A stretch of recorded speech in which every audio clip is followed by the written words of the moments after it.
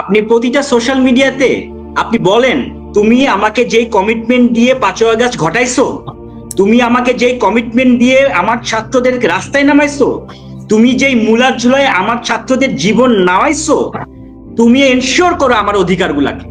And তুমি যদি আমার অধিকার এনশিওর করতে না পারো, তাহলে তোমার ভবিষ্যৎ এই জনগণ ঠিক করবে। এই ভয়েস রেজ করতে হবে, টু দি পয়েন্টে রেজ করতে হবে। আসিফ মাহমুদ কেন এখন আছে? আসিফের মতো বাটপার, এই নাহিদের মতো বাটপার, এরা কেন এখনো আছে? সার্জিস দেখতেছে যে বাংলাদেশের সাথে ভারতের সম্পর্ক উন্নয়ন করার আমাদের কোনো অল্টারনেটিভ নাই। ওই গাধার বাচ্চা আজকে মানে মাননীয় প্রধানমন্ত্রীর নাম কিভাবে উচ্চারণ করে সে ভারতকে যেভাবে হুঁশিয়ারি দিচ্ছে, এখনকার একটা সেন্সিটিভ, যেখানে একটা মানে এক্সট্রিমিজম অ্যাটাক চলতেছে, এরকম একটা সেন্সিটিভ টাইমে রাষ্ট্রের এরকম গুরুত্বপূর্ণ জায়গা থেকে এরকম একটা অপরিপক্ক একটা 2 নাম্বার একটা মানে বিদেশি দালাল কিভাবে সে এই ধরনের কার্যক্রম করে? 10 থেকে জানবে প্লিজ। আমাদের বাঙালিদের, বাংলাদেশিদের যে দুর্ভাগ্য যে অপরিণামদর্শী, অপরিপক্ক, বয়সে কাঁচা, রাজনৈতিক শক্তিহীন কিছু দুর্বৃত্তকে ডক্টর ইউনূস মেটিকুলাসলি ডিজাইন করে উনার ক্ষমতা বসার জন্য, চেয়ারে বসার, যেটা 71 সন থেকে উনার স্বপ্ন, সেই স্বপ্ন পূরণের জন্য এদেরকে ব্যবহার করেছেন, যেটা এখন হারে হারে টের পাচ্ছে বাংলাদেশের প্রতিটি মানুষ। এবং বাংলাদেশকে করা হয়েছে এমন একটি জায়গা যেখানে সন্ত্রাসবাদের চারণ ভূমি হচ্ছে। বাংলাদেশে উগ্র সন্ত্রাসবাদী মিরাকল ছিল 2021 সনে। আপনারা আমরা সকলেই জানি কোভিডের আক্রমণের সময় সারা পৃথিবীতে অর্থনৈতিক মন্দা দেখা দিলেও বাংলাদেশ গিয়েছে উল্টা পথে, এবং বাংলাদেশের প্রবৃদ্ধি তখন সবচেয়ে বেশি পৃথিবীর। এই যে মিরাকল থেকে এখন চলে আসছে উল্টো পথে, যে পৃথিবী প্রবৃদ্ধির পথে যাচ্ছে, অগ্রগতির পথে যাচ্ছে, কিন্তু বাংলাদেশ যাচ্ছে উল্টো পথে। এখন শামীমা দোলা ইতিমধ্যে তৃতীয় চতুর্থবারের মতন উচ্চারণ করলেন, যেটা আপনিও বলেছেন, যে বাংলাদেশের প্রবৃদ্ধির হার চলে আসবে 3% দিকে, 30 লাখ লোক অতি দরিদ্র হবে। বিষয়টা কি? শেখ মোহাম্মদ ফাউজুল মবিন। ধন্যবাদ ডক্টর জাহাঙ্গীর। আমি আপনার প্রশ্নটি উত্তর দেওয়ার আগে শামীমা দৌলা আপুর কাছ থেকে একটি জিনিস আনতে চাই। উনি অনেক চ্যালেঞ্জেসের কথা বললেন। একটা বড় চ্যালেঞ্জ সেটা হচ্ছে ক্লাইমেট ভালনারেবিলিটি। আমাদের কিন্তু অনেক ক্লাইমেট চ্যালেঞ্জেস আছে। সো আমরা কিন্তু আপনি ইকোনমিক্যাল হিস্ট্রি স্টাডি করলে দেখতে পারবেন যে যখনই কোনো রাষ্ট্রে ইকোনমিক ফল ডাউন হয়, সেই ক্ষেত্রে কিন্তু যে ক্লাইমেট যে চ্যালেঞ্জেস গুলো থাকে সেই ভালনারেবিলিটি গুলো বেড়ে যায়। সো বাংলাদেশে কিন্তু আমাদের ধরেন সি লেভেল রাইজ আমাদের একটা বড় চ্যালেঞ্জ আছে, ঠিক আছে। আমাদের পলিউশন আমাদের একটা বড় চ্যালেঞ্জ, ঠিক আছে। আমাদের নদী ভাঙন আমাদের একটা বড় চ্যালেঞ্জ। এই তারপর এগ্রিকালচারাল যে ল্যান্ড গুলো আছে এগুলোর মিস ইউজ বা এগুলো ধরেন মানে না ইউজ করে পড়ে থাকা, এগুলো কিন্তু আমাদের অনেক বড় চ্যালেঞ্জ, যেটা আমাদেরকে ফেস করতে হবে। অন দি আদার হ্যান্ড আপনি কোভিড এর প্রশ্ন তুলে আমাকে একদম মানে নস্টালজিক করে দিয়েছেন, যে মানে আমরা বলতাম যে শেখ হাসিনাস মিরাকল ইকোনমি। আসলে কেন বিশ্বাস করে সত্যি মিরাকল? প্রথম কারণ হচ্ছে confidence of Sheikh Hasina. Confidence of Sheikh Hasina এমন ছিল যে যেই জায়গায় প্রবলেম ছিল, সে কিন্তু আপনি দেখেন বাংলাদেশে সবার আগে আমরা কিন্তু আমাদের প্রয়োজনীয় পরিমাণ ভ্যাকসিন আনতে পেরেছি। তার মানে আমরা ভ্যাকসিন যখন একদম রুট, শেখ হাসিনা কিন্তু জানতো আমি যদি ট্রিটমেন্ট এনশিওর করতে, আমি যদি আমার সেফটি এনশিওর করতে না পারি, হেলথ সেফটি, তাহলে কিন্তু আমি আমার দেশকে আগাইতে পারবো, দেশ ইকোনমিক ফল ডাউন করবে, মানে রাষ্ট্র মানে ধ্বংস হয়ে যাবে। সো সে প্রথম যে জিনিসটা পর কনসেপশন দেয় সেটা ভ্যাকসিন। তারপরে কি করে আপনি দেখেন কোভিড এর মধ্যে মাননীয় প্রধানমন্ত্রী যে ইনক্লুসিভ সরকার চালানো, ও মাই গড, প্রতিটা দিন বিভিন্ন লেয়ারে জুমে মিটিং। আমরা লাইভে কিন্তু ফেসবুক ইউটিউবে লাইভে দেখেছি কতটি মিটিং করতে উনি, প্রান্তিক লেভেলে প্রত্যেকটি উপজেলায় মিটিং, ধরেন জেলা পরিষদের সাথে একটা মিটিং করতেছে, একনেক মিটিং গুলো সে অনলাইনে করতেছে। ইভেন ওই সময় মানে যে সকল পর্যায়ে তাদের ইন্টারন্যাশনাল বা মানে কোঅর্ডিনেশন কমিউনিকেশন প্রয়োজন ছিল, শেখ হাসিনা কিন্তু নিজে থেকে সেটা করেছে, ঠিক আছে। এই যে পুরা একটা রাষ্ট্রের সকল অঙ্গকে একটি ক্রাইসিস মোমেন্ট ফেস করার জন্য যে ইনিশিয়েট করা, এবং তাদের শক্তির জায়গাগুলোকে যে জনগণের স্বার্থে ব্যবহার করা, এবং জনগণকে প্রপার গাইডলাইন দেওয়া, যে আপনাদের কি করা উচিত। দেখেন আমাদের দোলাপ স্পষ্টভাবে আপনি মনে করতে পারবেন যে কোভিড এর সময় কিন্তু বাংলাদেশে প্রথম মেয়েরা ডিজিটাল ওয়ার্ল্ডে নিজেদেরকে ফ্লারিশ করে। বিফোর 2019 আমরা কিন্তু বাংলাদেশে এই যে ফেসবুক লাইভ করে যে কাপড় বিক্রি করে বা কসমেটিক বিক্রি করে, এটা তো হাতে গোনা মানুষ ছিল। আমি বাংলাদেশের যে 49% ফিমেল ভোটার আছে তাদেরকে আমি প্রশ্ন করতে চাই, আপনারা নিজেদেরকে জিজ্ঞেস করেন যে 2009 সালের মার্চ মাসের পর থেকে বাংলাদেশ সরকারের অনবদ্য গাইডলাইন, ফ্যাসিলিটি, এই সকল কিছুর কারণেই কিন্তু আমরা গেট ব্যাক করতে পেরেছি এবং আমরা ইকোনমিক ক্রাইসিসটা আমরা ভোগ করিনি। আমি বলতে চাই, এখানে যুক্ত করতে চাই যে এই যে বাংলাদেশকে বা শেখ হাসিনার নেতৃত্বে যেটি হয়েছিল, প্রতিটি সংকটকে তিনি সম্ভাবনায় পরিণত করেছিলেন। এই যে কোভিডের সময় মানুষ কর্মহীন হয়েছে, আমি একটি টেলিভিশনে তখন একটি বিজনেস শো করতাম, সেখানে আমি একটি করেছিলাম যে বাংলাদেশে তখন নারী উদ্যোক্তা, যেই নারীটি, আমি অনেক মানুষকে দেখেছি যে তারা ঘরে বসে মানে শিক্ষিত অথবা কম শিক্ষিত কাজ করেন না, কিন্তু কোভিড এর সময় তিনি সংসারের হাল ধরেছেন। তিনি রান্না বান্না করতে পারেন, তার স্বামী কর্মহীন হয়ে গেছে, তিনি সেই রান্না বান্না থেকে সেটাকে একটা খাবারের ব্যবসায় পরিণত করেছেন। মানে নারীরা যে এই সংকটকালীন, নারীরা যারা চাকরি চলে গেছে অথবা যারা কখনোই চাকরি করতেন না, তারা অনেক বড় উদ্যোক্তা হয়েছেন এবং তার স্বামী তখন তার প্রতি সেই কনফিডেন্স পেয়ে তাকে উল্টো সহযোগিতা করতে শুরু করেছেন, যেটি আগে তার স্ত্রীকে হয়তো তিনি অ্যালাউ করতেন না কাজ করতে। তো এই যে নারীরা এইভাবে স্বাবলম্বী হয়েছেন, তাদের কাছে একটি বড় উদাহরণ ছিলেন শেখ হাসিনা। শেখ হাসিনাকে দেখে তারা সাহস পেয়েছেন এবং এই মানে যেই সংকটটি তৈরি হয়েছিল, সেই সংকটকে কিভাবে সম্ভাবনায় রূপান্তর করা যায় সেটি শেখ হাসিনা দেখিয়েছেন।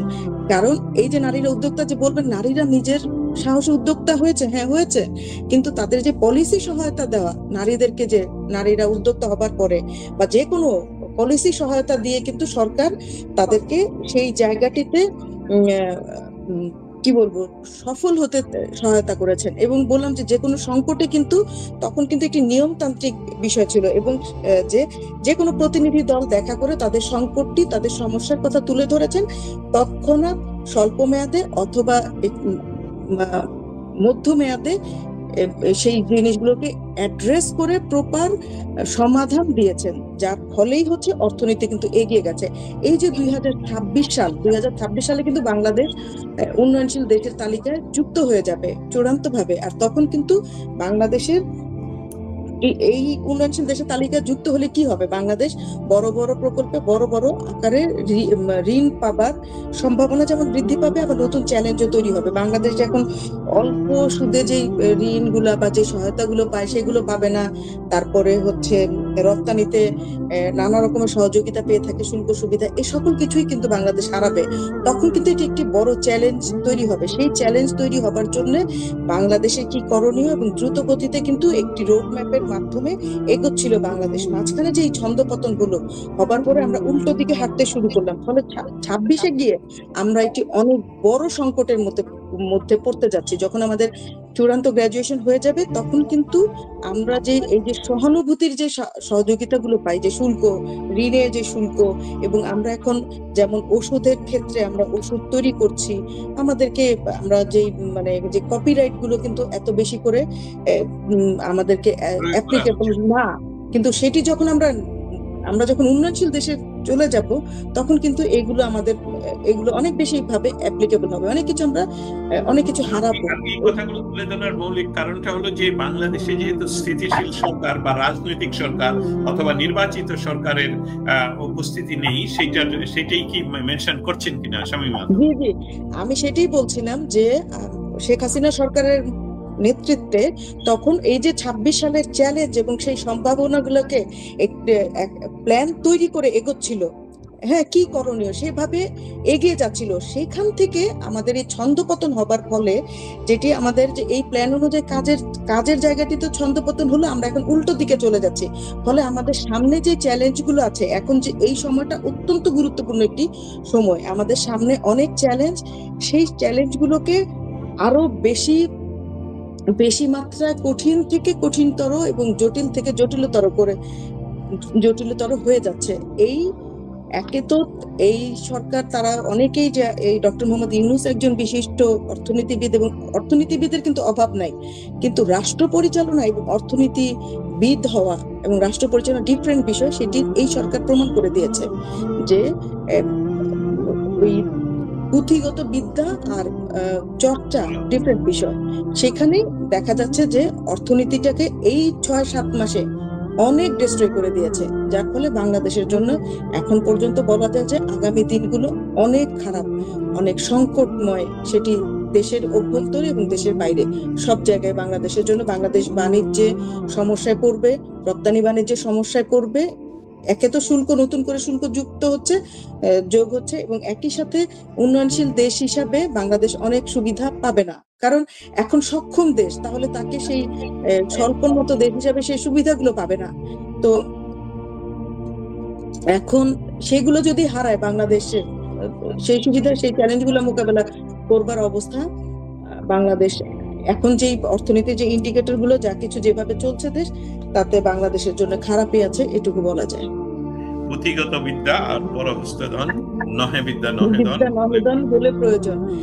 এই যে চোখে চোখ রেখে কথা বলবার কথাটি যে বলা হলো, চোখে চোখ রেখে কথা তো শেখ হাসিনা ভুলে গেছেন। পদ্মা সেতুর ব্যাপারে তিনি নাকচ করে দিয়েছেন, তোমাদের ঋণ নিব না, এবং সেটি করে দেখিয়ে দিয়েছেন। আর এই কথাগুলো কিন্তু বর্তমান মিডিয়া এবং গত সরকারের মিডিয়ার সময়ও প্রচারিত হতো না, এবং এখন তো আমি সাংবাদিক, আপনি সাংবাদিক, আমরা তো বলা জানি হচ্ছে হাত কচলানো তো বিগত আওয়ামী লীগ সরকার করেনি, তার তো মুখের উপর না করে দিয়েছে, বরং এখনই হাত কচলে মানে আরো কিছু করেও কিন্তু এই 2 কিস্তি যেটি হচ্ছে, আমরা এই ঋণ আগেই কিন্তু এই চুক্তি অনুযায়ী ঋণটি কিন্তু পেলো না, চুক্তির ঋণটি আদায় করতে পারলো না। চতুর্থ এবং পঞ্চম কিস্তির ঋণটি তারা আশাবাদী যে সামনে আলোচনা চলবে এবং চালিয়ে যাবে। পত্রিকা ইউনূসের কাজে অসন্তুষ্ট বিশ্বব্যাংক, অথচ আজকে ওনার অফিস প্রচার করছে যেখানে একটি শোক আয়োজন ভ্যাটিকানে, সেখানে উনি ওনার প্রাক্তন বন্ধুদের সাথে দাঁত কেলায় হাসি দিয়ে ছবি পাঠাচ্ছেন, সেসবগুলো দেখাচ্ছে। এদিকে বিশ্বব্যাংক ওনাকে না করে দিচ্ছেন, টাকা দেওয়া হবে না, আবার উনি অন্যদিকে হাসি। আমরা আজকের অনুষ্ঠানের প্রায় শেষ পর্যায়ে, আমি এখন উনি জাপান থেকে শিক্ষা গ্রহণ করেছেন, শেখ মোহাম্মদ ফাজল মবিন। আমি জানি যে এই উন্নত শিক্ষার পেছনে যে বিষয়গুলো আপনি শিখে এসেছেন, সেসবগুলো একটা বিশেষ বিষয় অর্থনীতি। আপনি যদি আনমিউট হলে, এই যে বাংলাদেশকে ঋণ বর্তমান সরকারকে না দেয়া, সেখান থেকে পরিস্থিতি, বাংলাদেশের পরিস্থিতি সম্বন্ধে শামীমা দোলা যে বিশ্লেষণটা করলেন, যে 26 সনে আমরা শুধু নয়, আমাদের যদি এই উন্নয়নশীল দেশ থেকে উন্নতিশীল দেশে আমরা করি, তারপরে যে এফেক্ট গুলো হবে, যে কথাগুলো উনি বিশ্লেষণ করে বললেন, সেটার ভিতরে আমাদের আসলে মুক্তির রাজনৈতিক পথ কি? আমি এখন আসলে আপনার কাছ থেকে শুনতে যাচ্ছি যে এইটা থেকে আসলে আমাদের উত্তরণের গত 15 বছর বা 20 বছর, বা যে বাংলাদেশের জন্মের 53 বছর বয়স, যে অর্জন, যেটার সবচেয়ে বড় অংশ গত শেখ হাসিনা সরকারের, তারপর এখন এটা দিন কি দিন তলিয়ে যাচ্ছে, একটি নতুন দ্বীপের মতন সমুদ্রে তলিয়ে যাচ্ছে। সেখান থেকে আসলে উত্তরণটা কি? জনগণকে কি বলতে চান বাংলাদেশের শ্রোতাদেরকে, যে কিভাবে উত্তরণ করতে পারে? ধন্যবাদ দস্তগীর জাহাঙ্গীর ভাই। বাংলাদেশ মানুষকে আসলে মানে জাজমেন্টের জায়গা থেকে তাদেরকে বুঝতে হবে যে আমরা যখন একটি দেশের জন্য চিন্তা করব, তখন হুমজিক্যালি বা হুট করে কোনো কিছু ভাবা যাবে না। একটি রাষ্ট্র একটি খুব ভারী জায়গা, এখানে কোনটা মিথ্যা কোনটা সত্য এই জিনিসটা আপনাকে আইডেন্টিফাই করতে হবে, এবং বাস্তবিক জায়গা থেকে আপনাদের পরিবারের অর্থনৈতিক পরিকল্পনা করতে হবে। সে ডক্টর ইউনূস সরকার বলছে যে আমরা তো অমুক হাজার লোকের চাকরি দিব, তমুক হাজার লোকের চাকরি দিব, আবার আমরা এআই বেসড কোনো সফটওয়্যার যদি ইউজ করি, যারা পাবলিক সেন্টিমেন্ট, বিহেভিয়ার অ্যানালিসিস করে, ফিউচার প্রেডিকশন করে, তাদেরকে যদি আপনি জিজ্ঞেস করেন বাংলাদেশের কারেন্ট যে ইকোনমিক্যাল প্যারামিটার আছে, বা একটা রাষ্ট্রের যে সকল সূচক নিয়ে আপনি রাষ্ট্রের অবস্থানকে ডিফাইন করেন, সেই সূচকগুলো যদি জিজ্ঞেস করেন তাহলে বাংলাদেশের অর্থনীতি কোন দিকে যাচ্ছে বা কেমন আছে, খুব সুন্দর করে কিন্তু তারা বলে দিবে যে ধর এই সরকারের ভুলগুলা কি ছিল। এই সরকার ধরেন ফিনান্সিয়াল ইনস্টিটিউট গুলাকে নতুন করে পরিবর্তন করতে চাচ্ছে,